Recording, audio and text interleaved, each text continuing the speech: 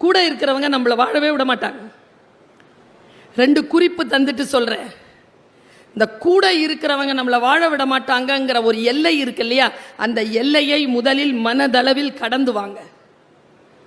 இன்றைய நாள் நான் நன்றாக இருக்க வேண்டும் என்றால் என் உடன் இருக்கின்றவர்கள் என்னுடைய சக்தி நிலையை கீழே தள்ளினாலும் நான் கீழே விழமாட்டேன் என்று எழுந்து நிற்கக்கூடிய அந்த ஆற்றலை பெற வேண்டும் என்றால் வீட்டில் போய் ஒரு பயிற்சி பண்ணுங்க. ஒரு டம்ளர் எடுத்துக்கோங்க, நிறைய அதில் தண்ணீரை நிரப்புங்க. ஒரு சொட்டு கீழே விழுந்தாலும் உயிர் போயிடுங்கிற அளவில் நிறுத்துங்க. உங்கள் மனைவியையோ கணவரை கூப்பிட்டு அதில் கொஞ்சம் போட சொல்லுங்களேன். 2-3 சொட்டு போட்டுருவாங்க, வழியாது.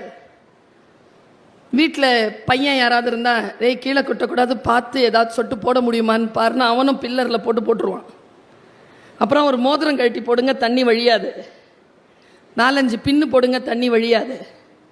நான் யோசித்து பார்க்கிறேன், எங்கோ நாம் நின்று போகிறோம். அதற்கு பிறகும் நம்மால் பல தூரம் ஓடிவிட முடியும்ன்ற எனர்ஜி இருந்தாலும் எங்கேயோ நாம் நின்று போயிடுறோம். உதாரணத்துக்கு ஒரு நில இருக்குன்னு வச்சுக்கோங்க.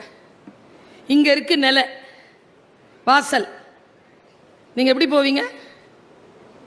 ஏன் ஏன் அதான் இங்க இருக்குது,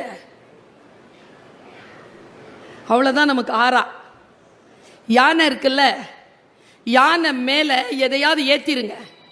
அந்த யானை என்ன பண்ண தெரியுமா? மேல ஏத்தி இருக்காங்கல்ல, அந்த ஆளை கூட இடிக்காம கூட்டிட்டு போகும். அதனால்தான் ஆதி மிருகம்னு அதுக்கு பேரு.